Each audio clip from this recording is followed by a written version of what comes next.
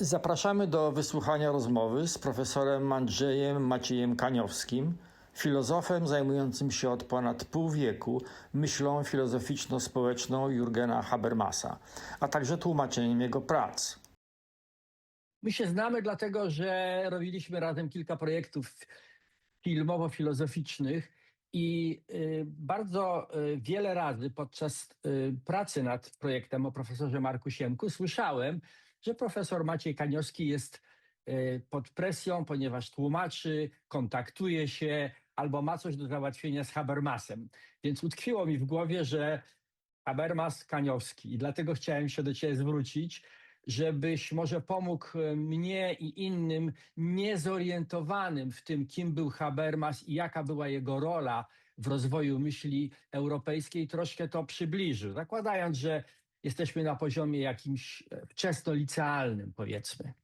To, co określiłeś jako takie towarzyszenie czy prześladowanie ze strony Habermasa, to bym powiedział, że to towarzyszy mi od, no, 22 roku życia, pewnie od 1973 roku, bo to wtedy usłyszałem to nazwisko w szczególnych okolicznościach. Na wykładzie studiowałem teorię ekonomii. No i profesor Żurawicki, który wykładał historię myśli ekonomicznej, często operował pojęciem dialektyka.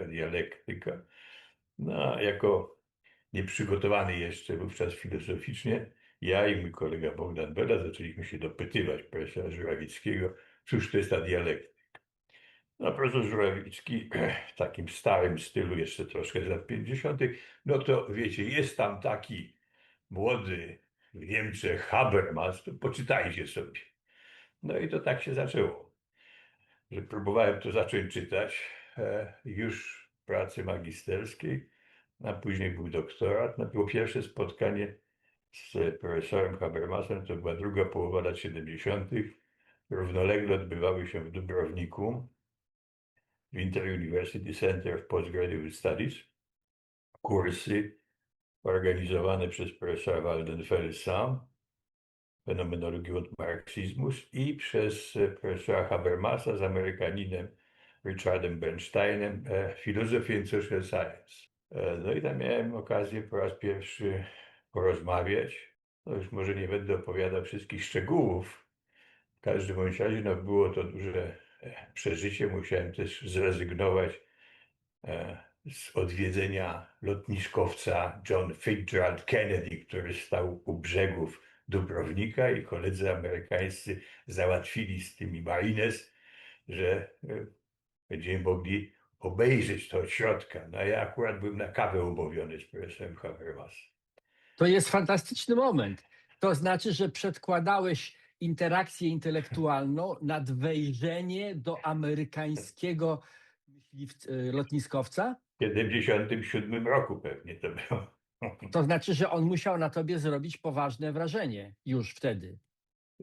To znaczy, to było zafascynowanie i takie zaintrygowanie trudnością, jaką sprawiało zapoznawanie się z tym, co on napisał na samym początku.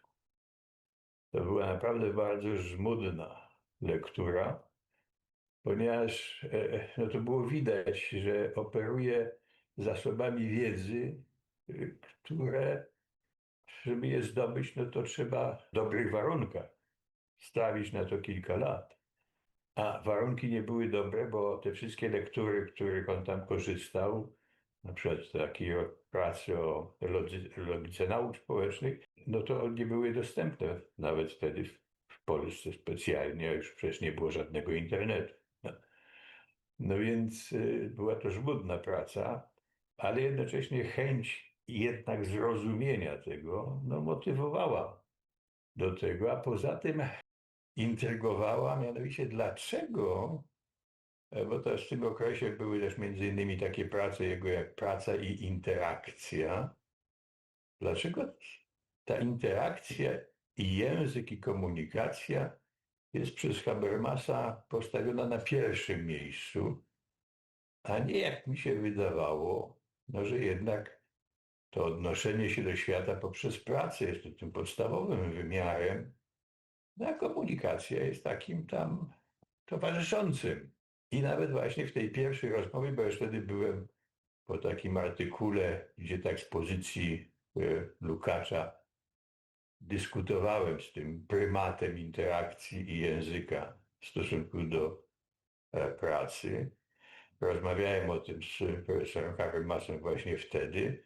No i tak z dużym spokojem próbował mi to wytłumaczyć. Wtedy jeszcze może nie przekonał mnie, ale ja w trakcie późniejszych prac i zajmowania się jego tekstami, no sam do tego doszedłem, że to rzeczywiście, a nawet w warunkach historycznych, to powiedzmy, że w czasach Marksa może to rzeczywiście tak się musiało jawić, czy Smitha powiedzmy, czy innych tych przedstawicieli ekonomii politycznej niektórych, znaczy, że to tworzenie tego dobrobytu narodowego, no i to jest jakby ten podstawowy wymiar, ale później też w tych innych warunkach widać, a w szczególności widać to też w dzisiejszym świecie, jak jednak ważna jest właśnie owa komunikacja.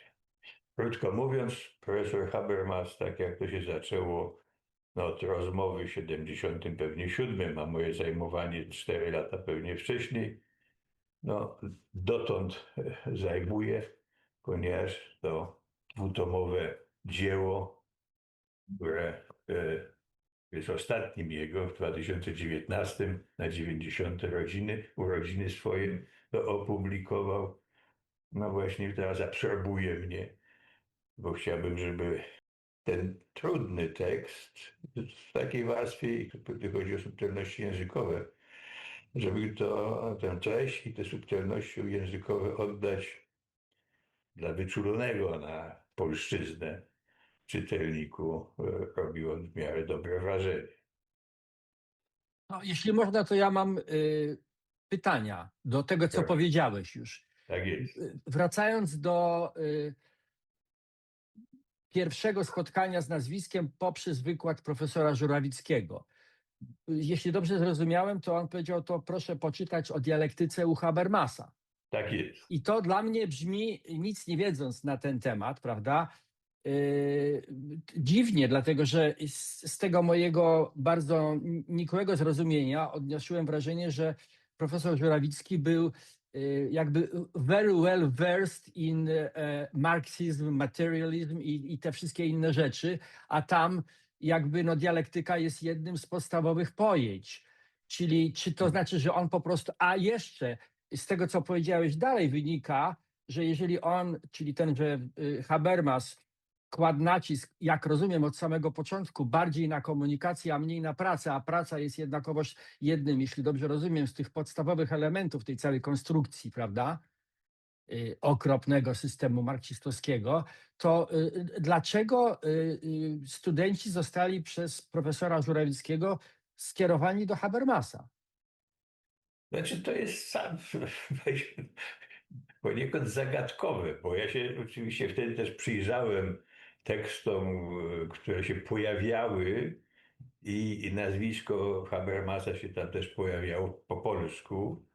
Były to między innymi właśnie teksty profesora Żurawickiego, no i jeszcze tam niektórych innych autorów. Ale to była taka pryncypialna pozycja krytyka z takich pozycji ortodoksyjnie marksistowskich. Więc sam nie potrafię sobie odpowiedzieć na to pytanie, dlaczego akurat tutaj odesłał. Znaczy, być może, że to, co tutaj Żurawicki krytykował w tych publikacjach, no to było takie spojrzenie, powiedziałbym, pryncypialnego marksisty, ale jednocześnie chyba wyczuwał, że tamta myśl jest godna uwagi. Tak? Nawet, żeby się z nią rozprawiać, prawda, ale że jednak jest to jakieś wyzwanie. Tak? Okej, to jest ciekawe. To jest bardzo interesujące. Ja jakoś nie mogę się powstrzymać przed przywołaniem takiego obrazu, ale może to jest odpowiednie, a może nie. Jak jest nieodpowiednio, to się w tym naszym krótkim dialogu nie znajdzie, ale tak się złożyło, że profesor Żurawicki mieszkał piętro nad moimi rodzicami. I czasami sobie panowie chodzili na jakieś spacery wokół zdrowotnej, rozmawiali. I pamiętam taką jedną wstrząsającą zupełnie relację, jak mój ojciec przyszedł bardzo roztrzęsiony i powiedział, że właśnie profesor z góry wyjawił mu, że został potwornie zbluzgany na schodach, na tych schodach, które ja teraz mieszkając w mieszkaniu po rodzicach widzę codziennie, został potwornie zbluzgany przez jednego z mieszkańców na okoliczność swojego pochodzenia. I to było tak ewidentnie z tej relacji taty, pamiętam, bolesnej i dla profesora, i dla ojca, że to w ogóle było takie straszne po prostu, że na tych schodach się coś strasznego wydarzyło. I oni nie mogli sobie jakoś z tym, nie mogli tego przerobić. Więc stąd jakby jestem trochę wyczulony na manewrowanie ewentualne profesora Żurawieckiego w tych meandrach, prawda? Anyway, to jest taki... No, w każdym razie, znaczy ja muszę powiedzieć, że w czasie moich uniwersyteckich, tego okresu studiów w Warszawie, nigdy właściwie się z takimi rzeczami nie spotkałem, nigdy nie słyszałem, żeby coś takiego, czy to w stosunku do profesora Żurawickiego, z tym, że to już było po 1968 roku, ja zacząłem studiować w 1969, no to już powiedzmy ta fala minęła, do Instytutu Ekonomii, prawda, czy usunięto niektórych za pochodzenie, no ale takiego zjawiska to nie było, przynajmniej w tym studenckim, tym środowisku tego nigdy nie zauważyłem. Ale to tak na marginesie, prawda? Też kwestia antysemityzmu jest też fundament, znaczy jedno z takich, tu chodzi o ten wymiar takiej publicystyki uprawiany przez Habermasa, szczególnie ważną, to w tym sporze historyków. Tu jednoznaczne stanowisko zajął, że nie ma takiego relatywizowania, nie może być takiego relatywizowania, że a to tam komunizm, a to tam łagry, a tutaj obozy, to jak niektórzy historycy niemieccy, to była odpowiedź na tam bolszewizm, prawda? Nie. Holokaust był jednorazowym, prawda? Nieporównywalnym z niczym innym, prawda? No ale ten Holokaust na czymś tam wyrósł, prawda? Na antysemityzmie takim ogólnokulturowym. To tak na marginesie. Jasne. To jeszcze jakby wracając do podstaw, bo po jego śmierci niedawnej właśnie pojawiło się wiele głosów, że to jest takie odejście jednego albo ostatniego z wielkich, prawda, Europejczyków, intelektualistów. Więc żeby tak to przybliżyć tym z nas, którzy niewiele wiedzą, na czym polega jego znaczenie? Co jest taką jego oryginalną, najmocniejszą kontrybucją do tego rozwoju myśli europejskiej, filozoficznej? Taki fenomen, o którym mówisz, że właśnie postrzegane są czyjeś tutaj dokonania intelektualne właśnie w taki sposób, że jednak ten fenomen może się pojawić też w pewnych warunkach. Czyli krótko mówiąc, musi być publiczność, która jest w stanie w ogóle cenić sobie coś takiego. Po drugiej stronie, to też sprzyja temu, że intelektualista gotów jest zabierać głos publicznie, angażować się. Oczywiście nie każdy, ale w każdym bądź razie jest stworzona atmosfera do tego i takie oczekiwanie, że właśnie intelektualiści będą zabierali głos. Ja bym powiedział, że to jednak jest szczególny też fenomen niemiecki, że tu chodzi o filozofów. Bo myśmy mieli też w naszych dziejach postacie, które ważne były, gdy chodzi o to zabieranie publicznie głosu. No ale tutaj palma pierwszeństwa u nas przypadała mniej filozofom, natomiast pisarzom, poetom. Tak to akurat kondycja tej publiczności naszej jest taka, że na to była wrażliwa.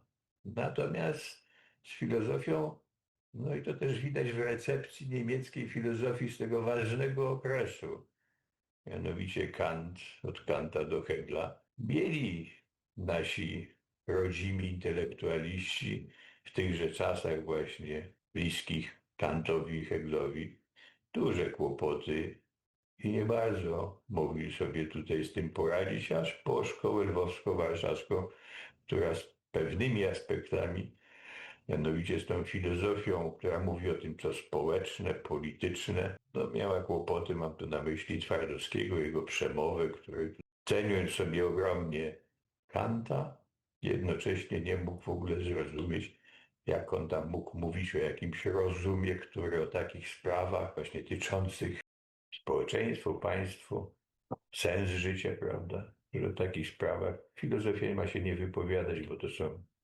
sprawy światopoglądu.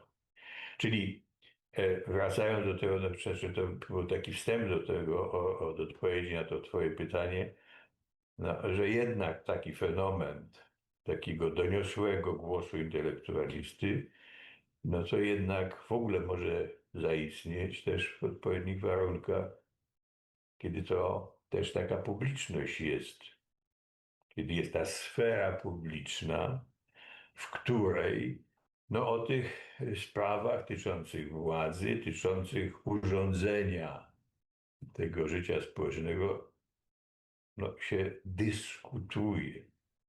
To znaczy wysuwa się racje, przedstawia się argumenty, no, i zabiera się głos. A teraz już konkretnie, znaczy Habermas należał tutaj do takiego pokolenia, które jeszcze doświadczyło nazizmu, ale jednocześnie nie było całkowicie zainfekowane tym.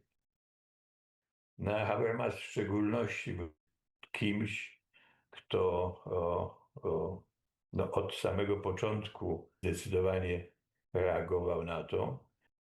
Właściwie pojawił się w sferze publicznej za sprawą swojego artykułu, tekstu, w którym skrytykował Heideggera no, za to, że publikując swoje wykłady z czasów właśnie przedwojennych, no właściwie zachował to, co brzmiało jako taka apologia owego wodzowskiego systemu i że się do tego wobec tego nie zdystansował.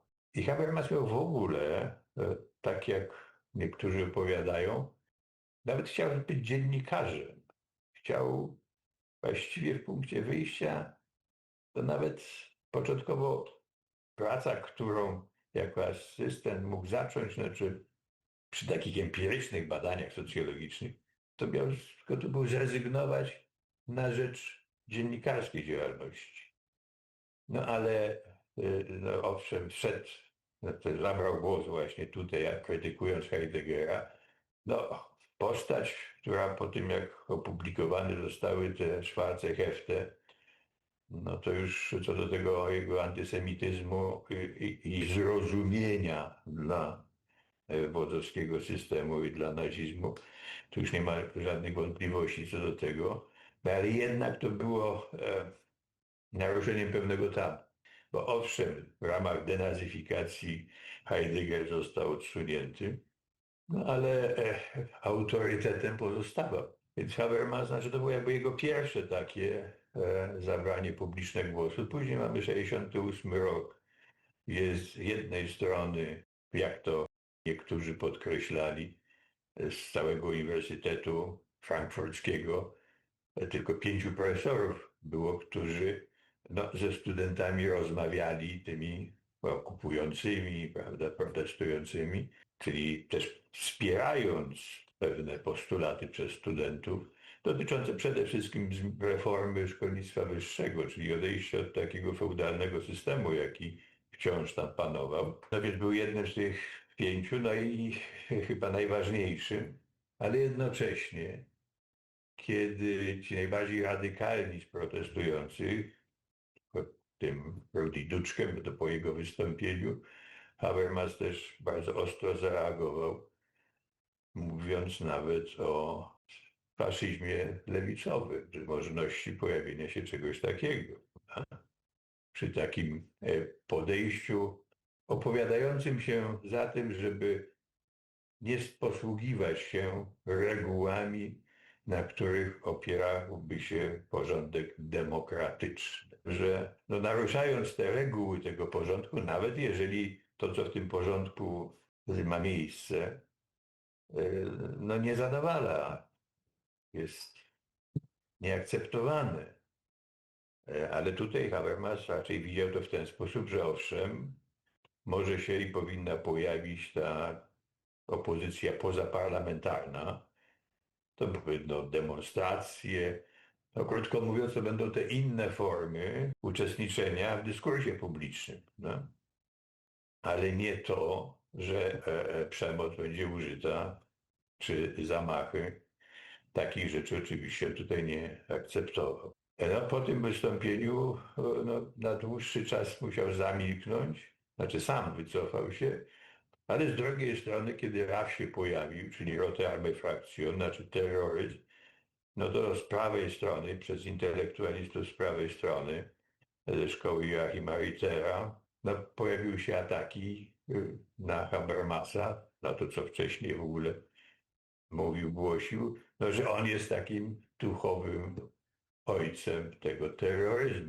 Jürgen Fischer mówił o tym, że to właściwie Habermasowi zawdzięcza to, że jednoznacznie na forum międzynarodowym, będąc ministrem spraw zagranicznych, mógł występować i przedstawiać stanowisko Niemiec jako jednoznacznie potępiające antysemityzm i przyjmujące całkowicie winę za Holokaust, bez żadnych prób relatywizowania, że to reakcja na bolszewizm, prawda, i że to po prostu zrozumiałe, że tak się to stało.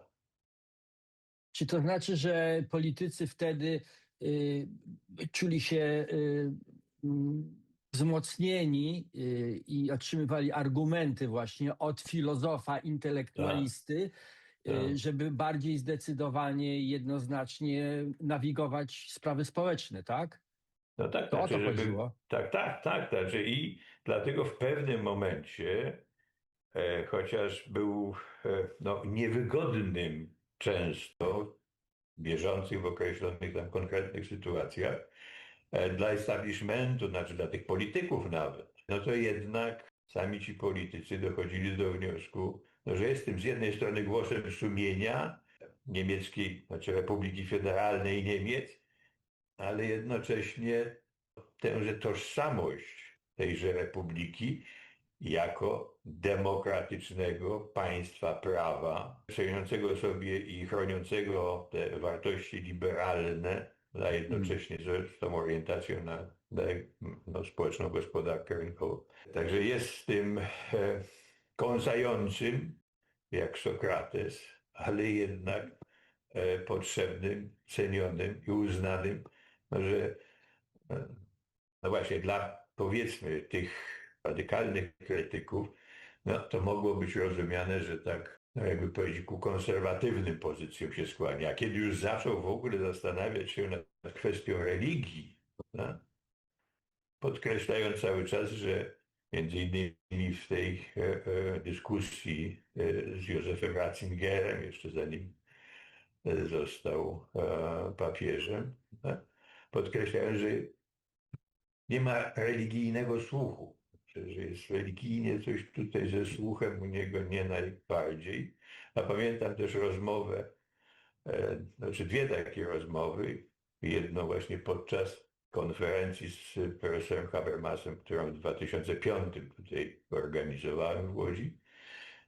Akurat w tym czasie zresztą został Ratzinger wybrany papieżem. Brał też udział doktorant, znaczy były wcześniejszy doktorant profesor Thomas Schmidt który zmarł w grudniu tego roku, teolog, znaczy profesor filozofii i też po teologii katolickiej. Habermas troszkę tak żartując czy coś, no, gratulował Schmidtowi, że został właśnie tutaj Ratzinger tymże papieżem, ale jednocześnie opowiadał, znaczy jak to przed tą dyskusją z tej katolickiej akademii Monachium żona Ute Habermas, która no, była tak jak Habermas, wychowana tutaj w religii protestanckiej, no, była sceptycznie nastawiona do tejże dyskusji, która miała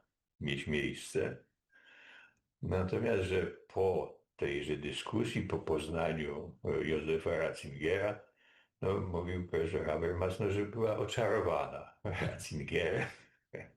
A byli w innej rozmowie, znaczy u państwa Habermasów w Starnberg, bo wtedy też zajmowałem się edukacją, jeśli chodzi o etykę w szkołach, no to Habermas mówił, że mimo swojego braku słuchu religijnego, to uważał, że jego dzieci normalnie w szkole, w lekcjach religii uczestniczyły i to było w Bawarii. Mówi, że nie miał zresztą zastrzeżeń do tego, jak to było realizowane właśnie w Bawarii. Zresztą Habermas chyba takie miał wyobrażenie, że, no, że właściwie takie przejście przez to jakby socjalizowanie z udziałem religii jest ważnym etapem. Muszę powiedzieć, że jak słucham tego, co mówisz, to wyłania mi się, nie wiem na ile to jest bliskie jakiejkolwiek poprawności, takie spojrzenie, taka sylwetka takiego dosyć niezwykłego chyba osobnika, bo słuchając tego, jak on się zachowywał w 1968 roku podczas tej rewolty, prawda, studenckiej, młodzieżowej, to czy można by powiedzieć, że to był rewolucjonista, ale zdecydowany przeciwnik anarchizmu? Znaczy taki anarchizm w formie takiego no, protestu, przełamywania pewnych symboli, czy no, takiej walce na symbole, to dopuszczał to. Ale już nie przemoc i nie całkowicie zerwanie komunikacji. Tak, ale to nie było zbudowane, bo tam wspominałeś kiedyś o filozofii dialogu. To nie było zbudowane na właśnie takim myśleniu, że to ten szacunek tutaj dla tego drugiego, czy to twarz tego, oblicze i tak dalej. No nie, to nie z tych źródeł. I jeżeli nie szacunek dla drugiego, to w takim razie co? Na czym się ma opierać ta habermasowska koncepcja komunikacji międzyludzkiej? Na symetrii. To znaczy, że tak jak owszem, w trakcie tejże komunikacji, oczywiście ten po drugiej stronie występuje jako drugi, ale to oznacza dla Habermasa, że równocześnie ten, który w pierwszej osobie występuje, musi być gotów przyjąć tę pozycję drugiego. Symetria, można powiedzieć reciprocity. I ja tutaj może przywołał Kanta. Chociaż nie ze wszystkim się tutaj oczywiście Habermas z Kantem zgadzał, ale jednocześnie cenił niezwykle. Kiedy Kant mówił o szacunku, poszanowaniu, respekcie, Achtung, to podkreślił był, że tu chodzi o Achtung, czyli ten respekt, poszanowanie dla prawa, czyli dla normy. I że to jest podstawą dla tego respektu, poszanowania dla drugiego. Habermas będzie mówił, komunikacja ma u swoich podstaw określone normy. Bo komunikacja jest zorientowana na porozumienie, to jest porozumiewanie się, które no jest tego telos. No? Cel jest tego jednak nie zniszczenie drugiego za pomocą języka, tylko osiągnięcie, uzyskanie, dojście do porozumienia i też nie przez manipulację. I te normy są czymś pierwszym.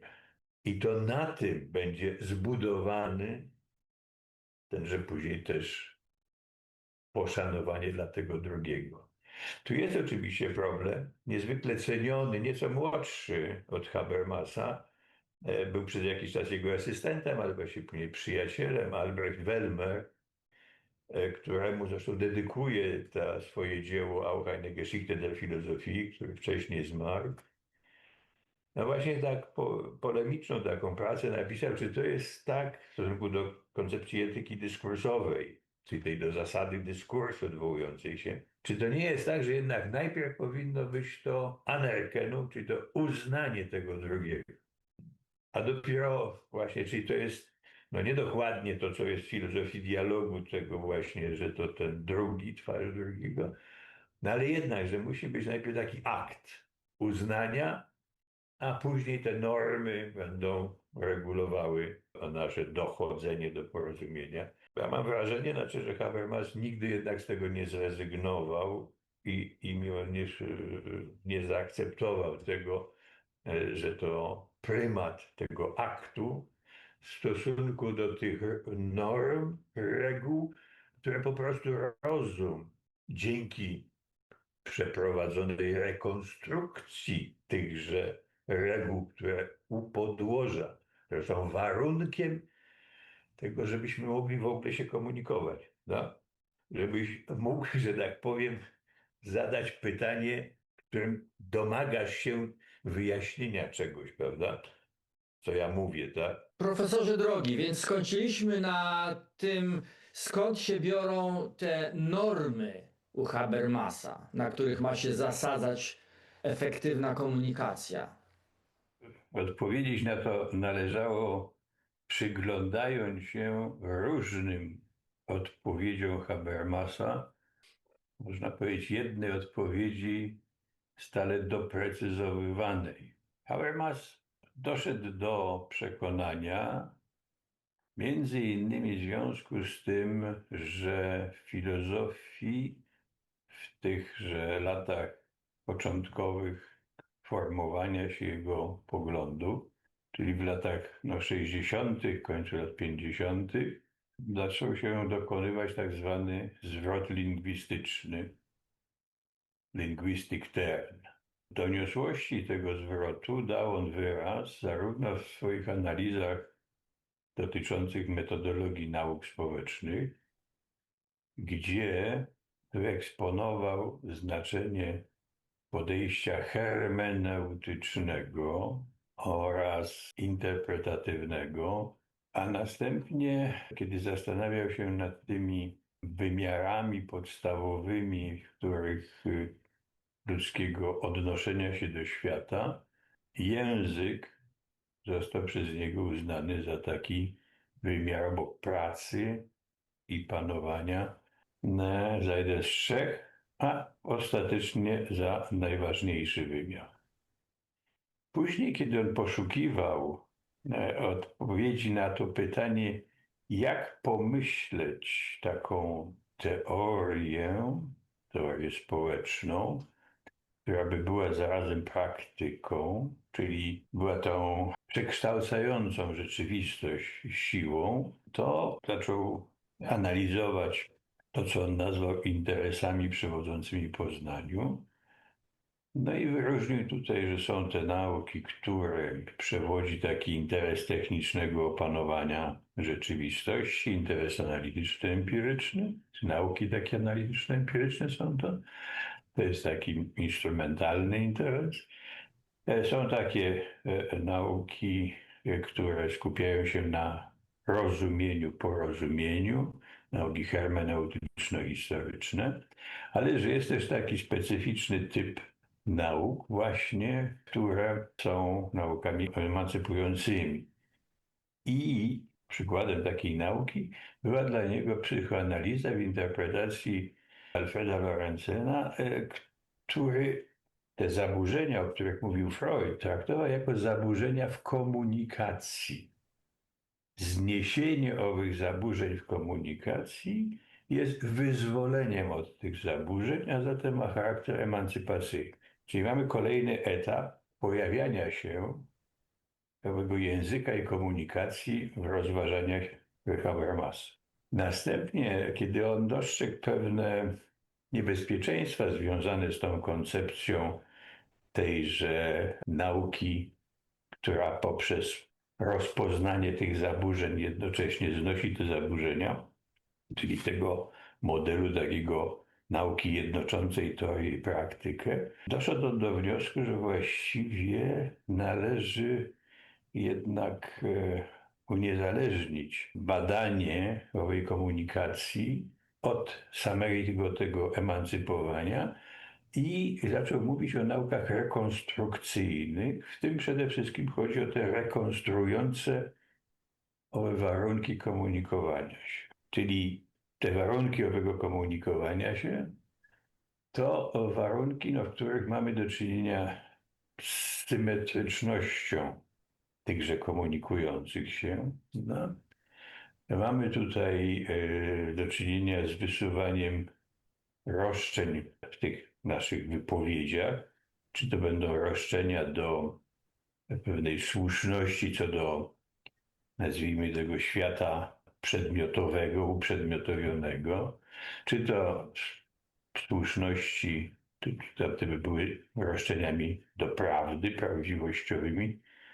Natomiast mamy też roszczenia co do słuszności pewnych norm, które mają nas obowiązywać, jak też i takie roszczenie do szczerości tego, co wypowiadamy.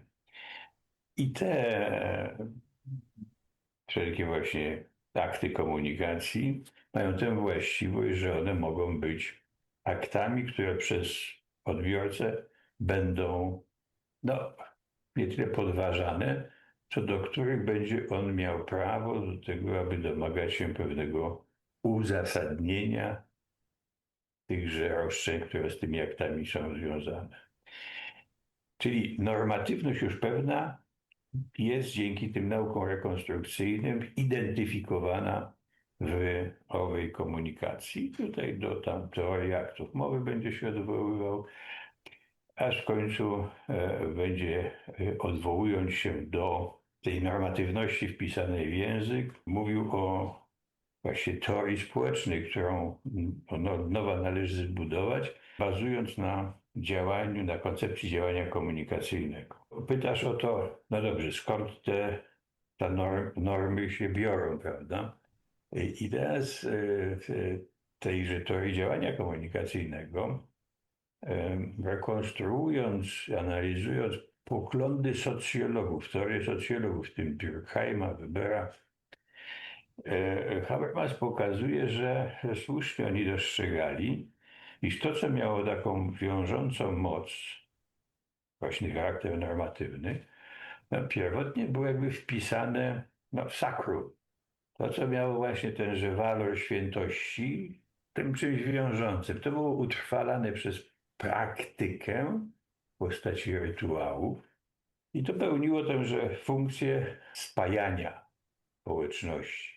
I tutaj Habermas dostrzega, że owszem, te normy, one wiążącą moc czerpały z tego sakrum, ale pełniły właściwie taką świecką funkcję spajania społeczeństwa, regulowania konfliktów w tymże społeczeństwie, czyli unormowania tego porządku intersubiektywnego. Czyli można by było powiedzieć, że owszem, te normy genetycznie wzięły się z tego wtopienia komunikacji w praktyki te rytualne, splocenia z sakrum, ale jednocześnie można mówić, że w tymże procesie rozwoju społecznego oddzielały się od siebie te sfery,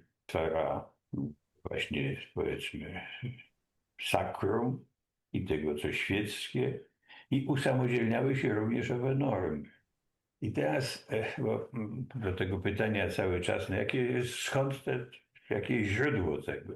I tutaj Habermas by widział to w ten sposób, że w wyniku pewnego procesu w określonych warunkach cywilizacyjnych, i o tym mówi w tym swoim dziele, a także historia filozofii, auch eine Geschichte der Philosophie, że mamy taki okres przez Jaspersa określany jako Achsenzeit, Axial Age.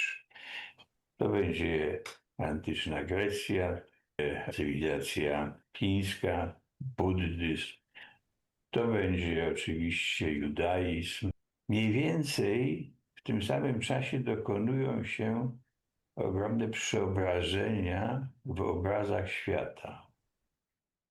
Różnymi drogami pójdzie to myślenie wychodzące z tychże religijnych tradycji. W wypadku tejże naszej ścieżki, na której my się znaleźliśmy, doszło tutaj do takiego swoistego splecenia się greckiej filozofii z tą uniwersalistyczną wersją religii monoteistycznej wychodzącą z judaizmu, mianowicie z chrześcijaństwem.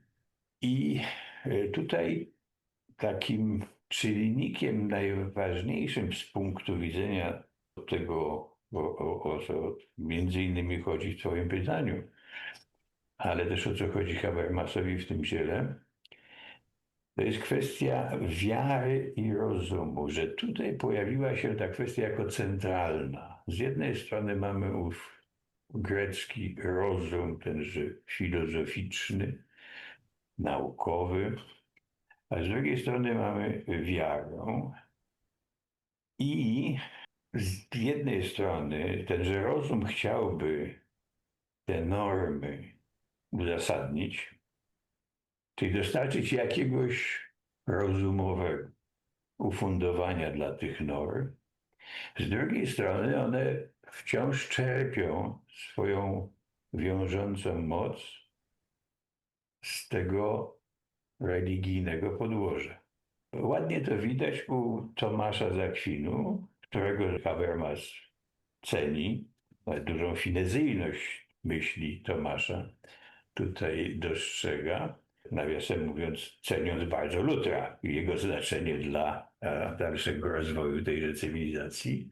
Ale można to właśnie zilustrować ten problem tym, co mamy u Tomasza, że dla niego z jednej strony to, co ma tą normatywną moc wiążącą, jest jakby rozpoznane przez rozum, ale jednocześnie jest to coś, co zostało podyktowane przez Boga i jakby z tych dwóch powodów posłuch temu należy dawać.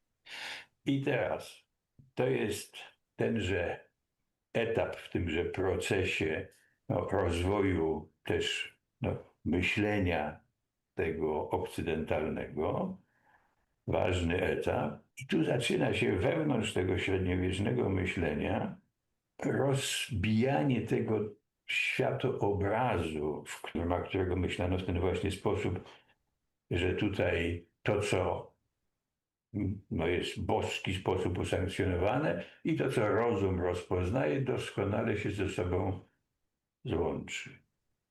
Zaczyna się proces, w którym oddzielają się od siebie te dwie rzeczy, te dwa wymiary i powstaje problem właśnie tego, co ma tę normatywną, wiążącą moc ma mieć, nie będąc zarazem ufundowanym w owej boskiej woli, w boskim nakazie, w sakrum. I Habermas mówi tutaj, że od tego etapu myślenia takiego ściśle metafizycznego przechodzimy do tej filozofii podmiotu i to będzie ten nowożytny okres, czy to będzie Kartezjusz, czy to będzie Hobbes, czy później będzie Kant, czy też będzie Hume.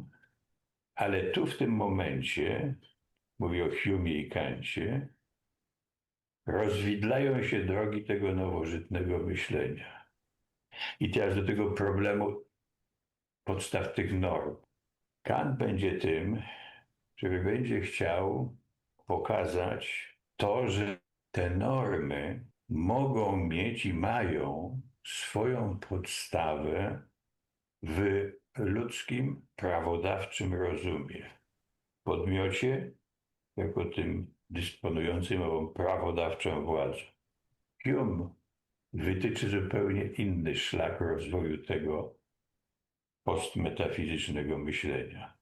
Mianowicie to nie rozum, tylko co innego w podmiocie będzie podstawą tychże norm, a mianowicie pewien zmysł sprawiedliwości, pewne uczucie i że nie ma rozumowych podstaw dla tego, co normatywne. I teraz jesteśmy w takiej właśnie sytuacji, to jest ta diagnoza dzisiejszej też kondycji filozofii, dzisiejszego myślenia, że z jednej strony mamy to postmetafizyczne myślenie w tejże postaci rezygnującej z tego rozumowego ufundowania tego, co normatywne. To będzie kontynuowane również w pragmatyzmie. Rorty powie, niepotrzebne są nam uzasadnienia demokracji.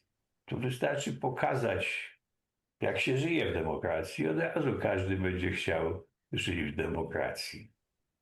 No, ta druga opcja, gdy chodzi o to postmetafizyczne myślenie, no będzie jednak tą opcją, która powie, no nie, to znaczy oczywiście musi mieć jakieś oparcie również w tych przeżyciach w podmiocie. Powiedzmy to coś takiego jak demokracja, czy te normy, prawda, które są tymi normami, prawda, leżącymi u podstaw tego, co nazywamy porządkiem liberalno-demokratycznym. Ale z drugiej strony to jednak jest tym, czemu można dać pewne ufundowanie z pomocą rozumu. No więc jeżeli pytasz, gdzie to ma swoje źródło, no to bym powiedział tak, że będą ci, i tutaj będzie takim przykładem Kołakowski, powiedzmy, no, który powie, że nie ma tutaj żadnego uzasadnienia. Kołakowski powie, no, racjonalnego czy naukowego, bo rozumność będzie chciał ograniczyć, zawęzić do tej rozumności instrumentalnej, tej, która służy temu, żeby wysłać rakietę, która krąży księżyc, na przykład. Nie w rozumności podstawy będzie miało to, co będzie urządzało nasze ze sobą współegzystowanie, czy naszą kooperację, a zatem jakaś tam solidarność, braterstwo, znanie, że jest coś wiążącego poza tylko wolą silniejszego, prawda? Że to będzie miało tylko dla Kołakowskiego w micie swoje podstawy. Habermas będzie tym, który powie nie. Człowiek no, jest istotą rozumną, wyposażoną w rozum. Co to znaczy? No to chce wyeksplikować właśnie przyglądając się tejże ścieżce rozwoju ludzkości, tej okcydentalnej ścieżce. Nie wiem, na ile ta ogólna odpowiedź, znaczy wskazanie na to, że źródło jest, że teraz jesteśmy właściwie, dostrzegliśmy to, że jako podmioty, które traktują siebie jako jednostki, indywidua i jako wyposażone w rozum, posiadające autonomię, a do tego doszliśmy, że tacy jesteśmy w okresie oświecenia, czyli w pewnym historycznym momencie. No i jeżeli chcemy tak siebie pojmować, no to nie widzi innej możliwości Habermas, jak tylko wskazać, że ta rozumność, no właśnie będzie miała swoją siedzibę w tym naszym dochodzeniu do porozumienia z pomocą wysuwanych racji, przedstawianych argumentów. Muszę powiedzieć, że to Słucha się tego fantastycznie, dlatego że tutaj się może potencjalnie pojawić taki potwornie ważny i ciężki dramat między etyką i rozumem i jak one mogą się pozycjonować, prawda? Jedno względem drugiego. I to się objawia jako coś, co jest prawdopodobnie dlatego jest tak skomplikowane to, co on pisze, jak rozumiem, tak? Że niektórzy mówili, że czytanie Habermasa to jest jak gryzienie szkła. Słyszałeś tą opinię? No, znaczy sens, gdy chodzi o sens, znaczy to właśnie mniej więcej coś takiego zdarzało mi się słyszeć. No jest materia skomplikowana. Ja tutaj bym powiedział taką rzecz. Mówiąc teraz o Habermasie, sam wskazywałem na to, że on również krytycznie odnosił się do swoich wcześniejszych poglądów. To znaczy dostrzegał w tym, co myślał, co uważał, pewne słabości. Mówiłem tutaj o tej koncepcji interesów przewodzących poznaniu i tejże koncepcji tych nauk krytycznych czy emancypacyjnych, prawda? W którym tę jedność teorii praktyki się osiąga, ale również do tego, co w teorii działania komunikacyjnego jest, z perspektywy tego ostatniego dzieła, też no, odnosił się o tyle krytycznie, że uważał, że nie dostrzegł, mówiąc o lingwicyzacji sakrum, Versprachlichung des Sakralen, że to, co jest tym czymś świętym, sakrum, że to przechodzi i wkracza właśnie w tę językowość. No, no bo tutaj pojawia się ta możliwość zadawania pytania drugiemu, dlaczego tego ode mnie oczekujesz?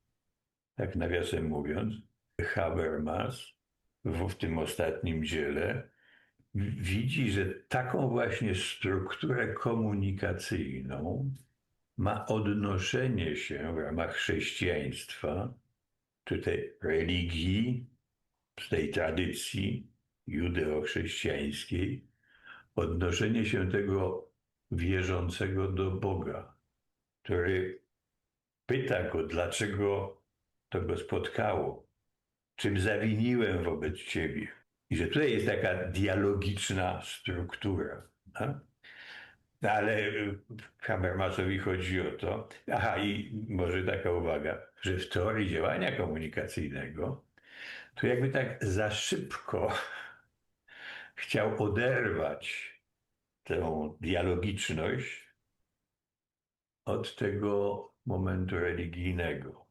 Nadal chodzi mi o to, ażeby to, co ma mieć wiążącą moc, było oparte na owych racjach, którymi będziemy posługiwali się, dochodząc do porozumienia, ale jednocześnie znaczy zdaję sobie sprawę z tego, że to musi być osadzone w doznaniach, przeżyciach, w tym, co no, należy do tego świata przeżywanego.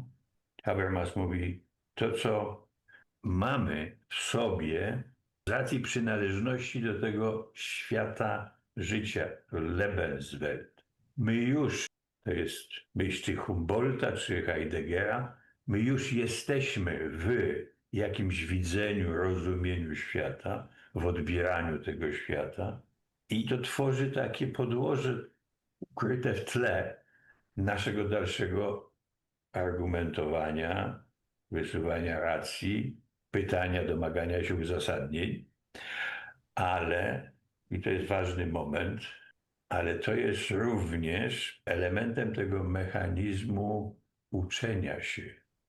Habermas jest przekonany, że no, jesteśmy zdolni uczyć się, to znaczy rozwiązywać te problemy. Na przykład no, pojawia się taki problem, że coś tutaj nie możemy wyjaśnić, gdy chodzi o zachowania się ciał niebieskich, kiedy przyjmujemy, że to Ziemia w środku stoi. Mamy pewien problem natury kognitywnej. Próbujemy go jakoś rozwiązać.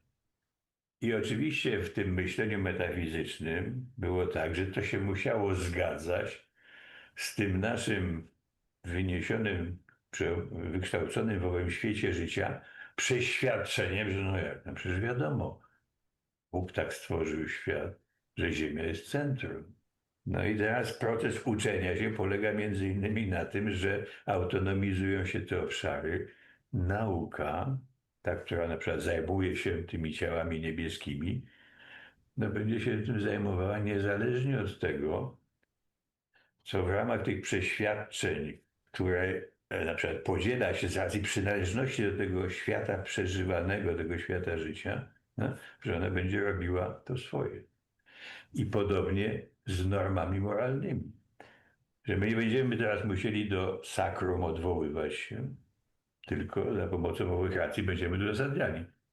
Ale masz rację, że oczywiście to znaczy ten tragizm, o którym mówiłeś, ten dylemat, znaczy jak w takim razie, czy to jednak nie jest tak, że to na micie się jakoś tam ufundowane jest i że z tego rozumu właściwie no on się nadaje nam do tego, żeby tę rakietę, prawda, dobrze skonstruować. Ale on się nie nadaje nam do tego, żebyśmy mogli ułożyć stosunki międzynarodowe w sposób rozumny. No, tyle tylko, że jak wtedy z tego rezygnujemy, to co mamy, to my wtedy mamy to, co mamy teraz, tak? Rezygnację z prawa międzynarodowego, rezygnację z Rechtsstaatlichkeit, tej praworządności, czyli bardziej chyba niebezpieczne jest uznanie, że rozum nie ma tutaj niestety nic do powiedzenia, gdy chodzi o nasz porządek normatywny i ułożenie naszego życia. Czyli to, co on postuluje, to w tym momencie, tu i teraz, idzie właściwie przeciw tej fali, która się przetacza. Ja bym powiedział, obrona cały czas. Znaczy, wcześniej myślał on, że możemy to, co mamy, czyli no, mimo wszystko urzeczywistnianie owej tej ludzkiej rozumności w naszym porządku politycznym, społecznym, dzięki temu, że mamy demokratyczne państwo prawa, prawda?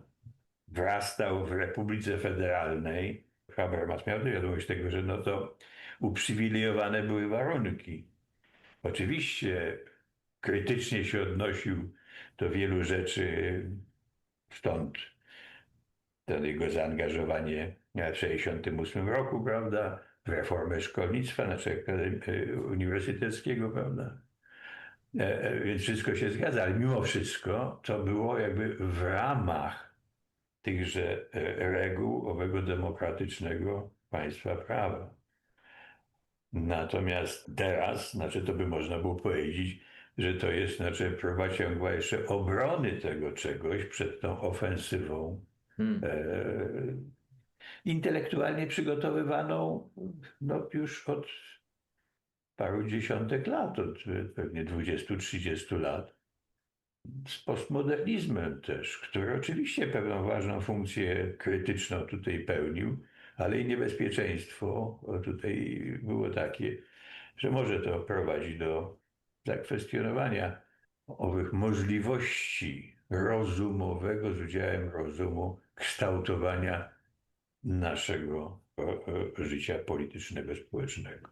Przygotowywano właśnie to, co teraz mamy jako zagrożenie No tak. dla, powiedziałbym, no, tego okcydentalnego porządku myślowego. Wypowiedzi twojej na temat percepcji Habermasa w Polsce cytowałeś Kołakowskiego. Decyzje dobra i zła i znaczenia wszechświata nie mogą mieć żadnych podstaw naukowych. One są wyłącznie przymocowane do tych decyzji, co jest dobrem, a co złem i jakie jest znaczenie wszechświata, ale nie mogą być oparte na aktach intelektualnego zrozumienia. Idea, że wyższy rozum może syntezować te dwa aspekty życia, może być realizowana wyłącznie w obszarze mitu i pozostanie pobożną aspiracją niemieckiego metafizycyzmu, mówiąc okropnym językiem polskim. To takie dosyć jest też dramatyczne. Kołakowski, jeżeli patrzeć na to z perspektywy Habermasa i jego myślenia, sytuuje się bliżej zdecydowanie tego jednego z dwóch nurtów postmetafizycznego myślenia, no właśnie tego, który nie od Kanta wychodzi, tylko raczej od Huma, no, chociaż to nie jest też takie dziedzictwo całkiem Kołakowskiego, ale w każdym razie jest tutaj bliżej z racji tej rezygnacji z rozumu i odwołania się, no Kołakowski mówi do mitu, a Hume do uczuć emocji.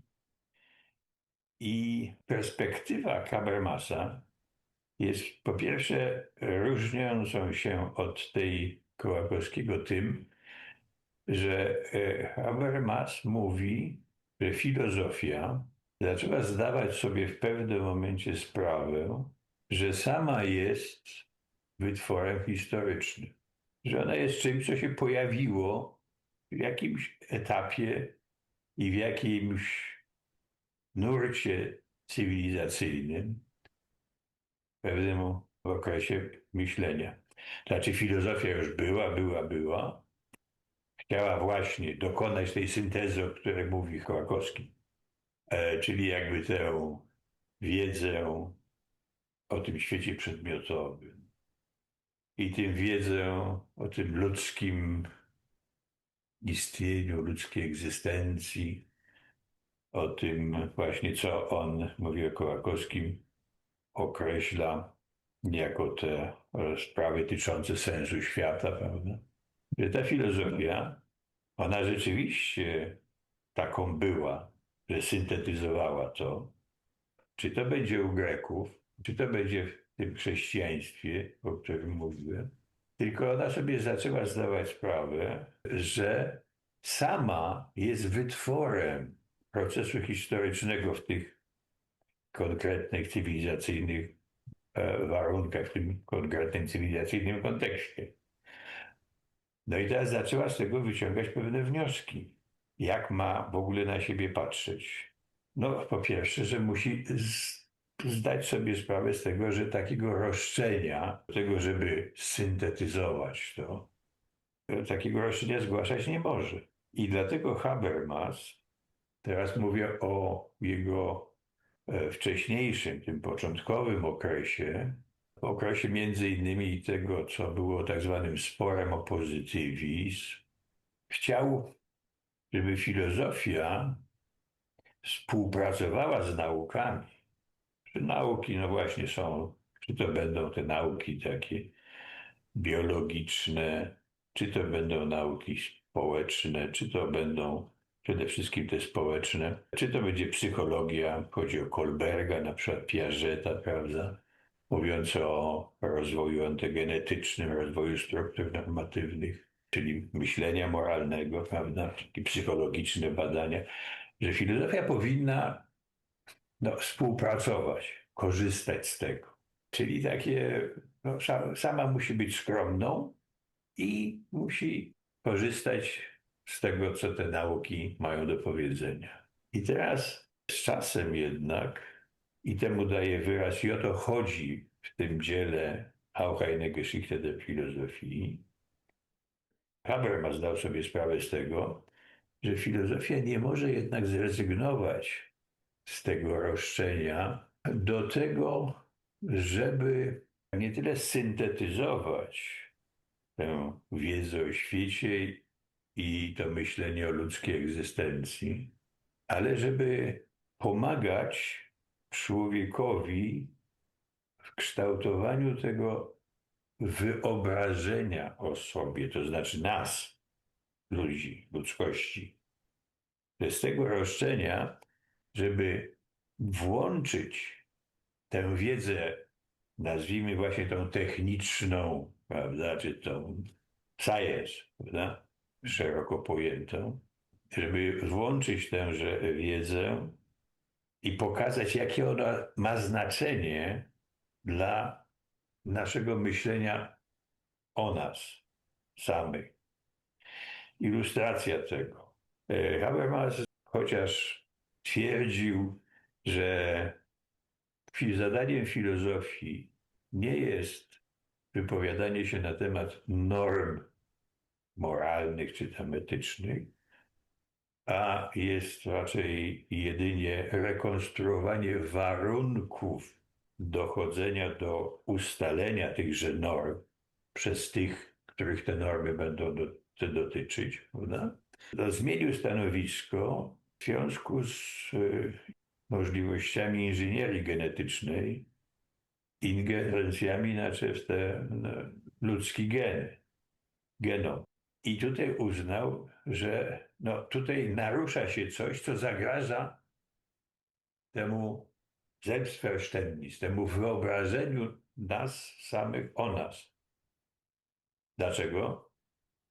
Dlatego, że to można oczywiście dyskutować, ale mi chodzi o sam element ważny dla filozofii, wyobrażenia na temat filozofii. Dlatego, że kiedy będziemy zaprojektowani przez takiego designera, który mamy mieć kolor oczu taki, wzrost taki i tak dalej, no to będzie przeszkodą ku temu, żebyśmy traktowali siebie jako posiadające, odznaczające się autonomią podmioty. Autonomią to znaczy rozumem, rozumną wolnością, która służy temu, ażeby samemu na siebie nałożyć ograniczenia, oczywiście wespół z tymi innymi. Czyli chodzi teraz tak, reakcja na to, co się dzieje w naukach. Przykład. W naukach inżynieria genetyczna takie ma tutaj osiągnięcia. Filozofia ma za to zareagować. Ma jednak powiedzieć, jakie to ma skutki dla tego Selbstverständnis, czyli rozumienie świata, rozumienie samych siebie. Filozofia nie może zrezygnować z tego, żeby uzgodnić jedno z drugim. Nie syntezy dokonać, bo powrotu do syntezy nie ma, ale żeby pomóc człowiekowi myśleć o tej nauce, o tym, co nauki nam dają, gdy chodzi o widzenie świata, i również pomóc w tym kształtowaniu naszego myślenia o nas samych. Dwie podstawowe rzeczy w tym myśleniu, w tym autowyobrażeniu, w tym samowyobrażeniu dla Habermasa, to jest właśnie ta autonomia i ta rozumna wolność. Mogę coś zapytać, bo Tak. to by znaczyło, że jakaś forma ulepszania, czy to zewnętrzna, czy wewnętrzna, od razu zmienia strukturę naszą jako tego podmiotu poznawczego i od razu jakby neguje w ogóle podstawy jego myślenia. No ale w końcu cała edukacja i cały postęp się opiera na tym, że ciągle jakoś się doskonalimy. To jak pogodzić jedno z drugim?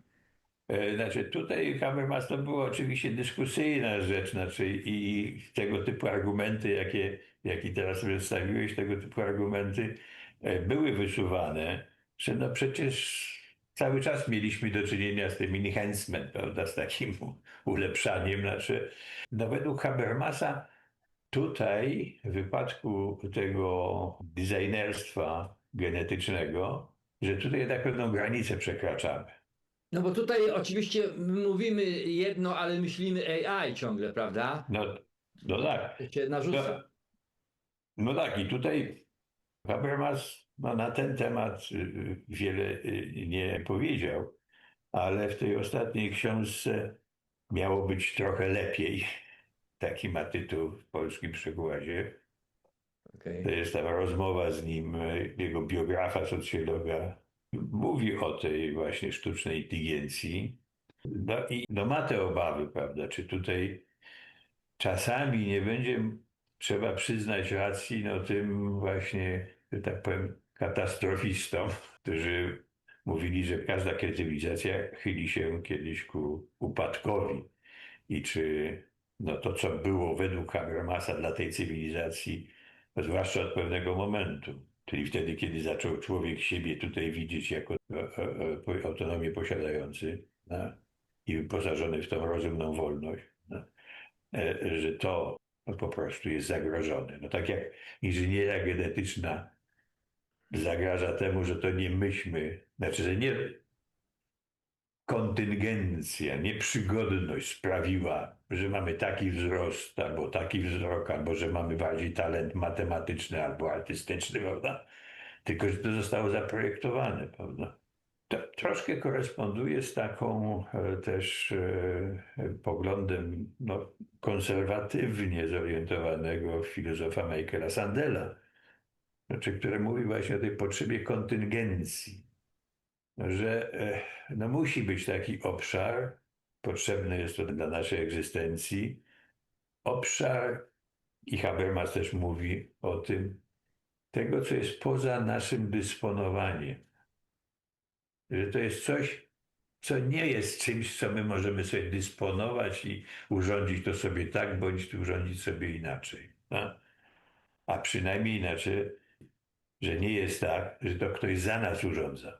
Bo co innego, jeśli my w tej naszej autonomii jeszcze to sobie urządzamy, czyli chodzi mi teraz o życie polityczne, o istnienie sfery publicznej, w której spierają się strony na argumenty, na racje jakieś, a regres, załamanie się tego wszystkiego wtedy, kiedy nie żadne racje i argumenty, tylko lepsze operowanie algorytmami wtłaczającymi takie czy inne fake newsy w głowy tychże osobników manipulowanych. Jeżeli mamy taką rzeczywistość, znaczy, no to także to przed tym chciałby bronić, no ale pojawia się taka nuta pesymistyczna w tejże książce, w tejże rozmowie. Ale chyba mimo wszystko Habermas chyba by to widział w ten sposób, sądząc po innych jego wypowiedziach, bliskich też i trochę kantowskiemu widzeniu, no, że jednak w ramach tejże naszej cywilizacji, no ta już potrzeba, znaczy myślenia o sobie jako jednostkach, mających tęże wolność i wyposażonych w rozum, no, że to tak całkiem z tego nie będziemy chcieli zrezygnować. Że kiedy zaczniemy to sobie uświadamiać, a z drugiej strony, kiedy spotkają nas te nieszczęścia związane z tym, że nie będziemy czynili użytku z tego praktycznego rozumu, tego kształtującego nasze współżycie ze sobą, prawda? Kiedy zrezygnujemy z praworządności, prawda? I kiedy na własnej skórze zaczniemy tego doświadczać, jakie to ma skutki, destrukcja sądownictwa konstytucyjnego na przykład, prawda? 8 milionów demonstrujących w Stanach, no to w stosunku do całej ilości ludności niewiele jeszcze. No ale to jest jednak, patrząc chyba z perspektywy Habermasa, sygnał, że zrezygnować się z tego samowyobrażenia, bo się nie chce. Że jednak jest ta ogromna część, mimo wszystko, która z tego zrezygnować nie chce. No ale jednocześnie są ci, dla których większą wartością jest po prostu poczucie przynależności do wielkiego narodu, prawda?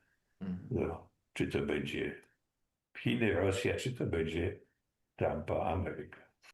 A miałeś jakąś sytuację, w której on ujawniał swoje na przykład jakieś estetyczne preferencje?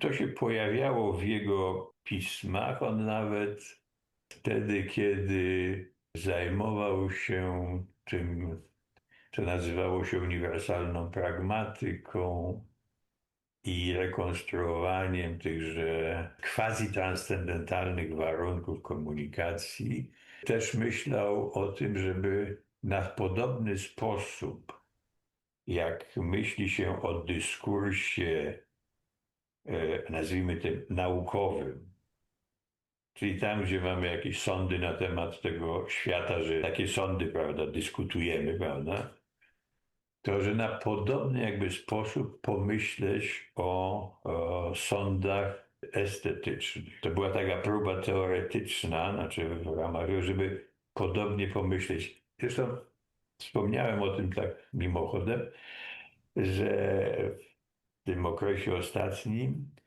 No mówił, że zanadto chciał upodobnić, czy to będzie ten, że chodziło o ten dyskurs, nazwijmy, etyczny, czy o ten dyskurs estetyczny, zanadto chciał to upodobnić do tego dyskursu, nazwijmy, scientific, tego naukowego na temat tego zobiektywizowanego świata, prawda, tych rzeczy, które są przedmiotem zainteresowania fizyki, chemii i tak dalej. No. Czy też w podobnym nastawieniu mogą być badane i zjawiska społeczne.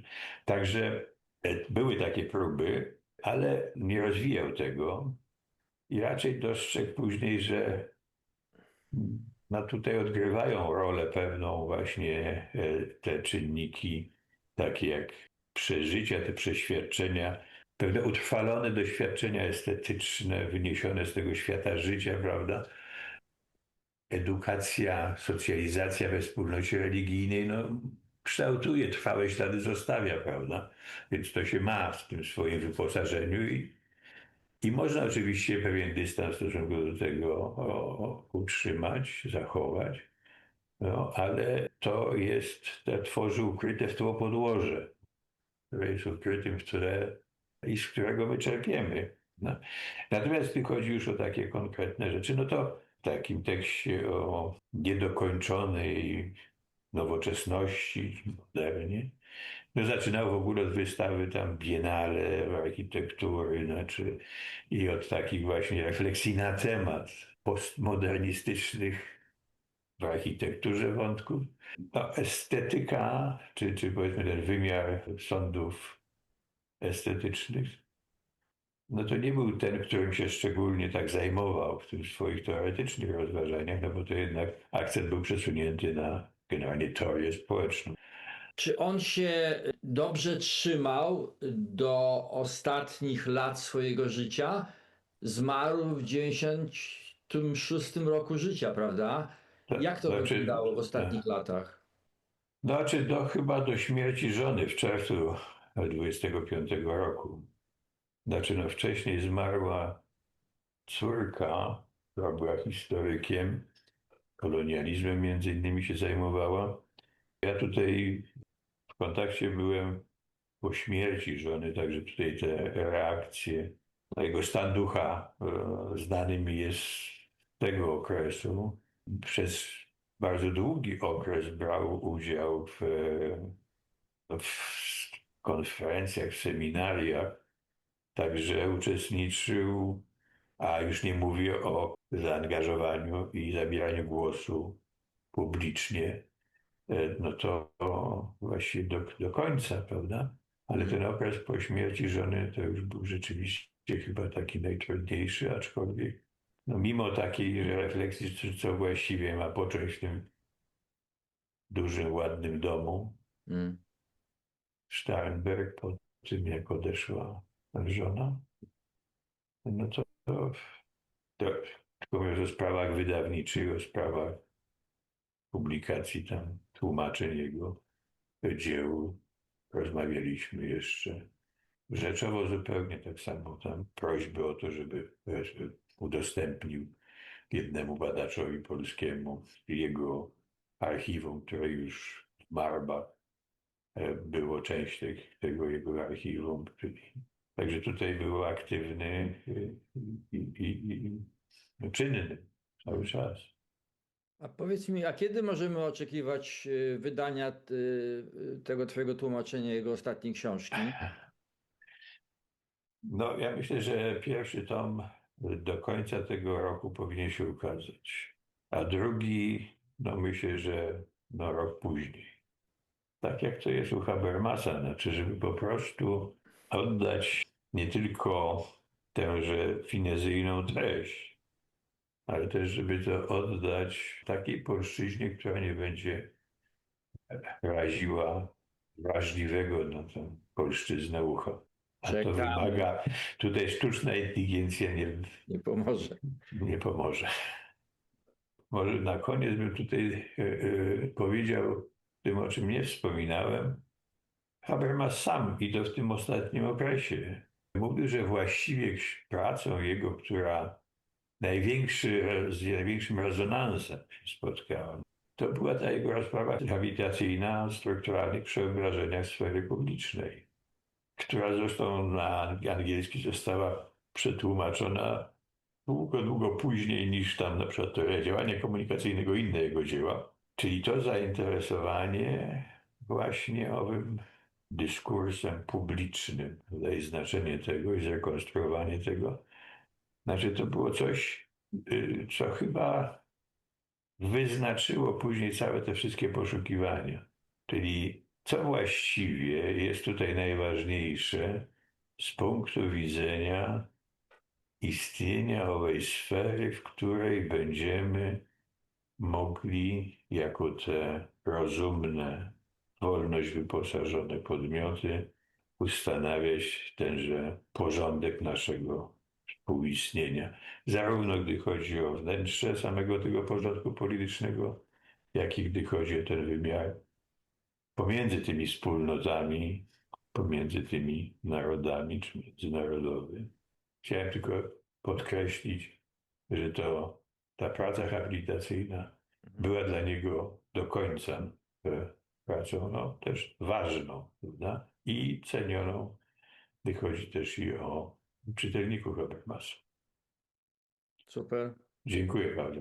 To ja dziękuję. To ja teraz zatrzymam nagrywanie.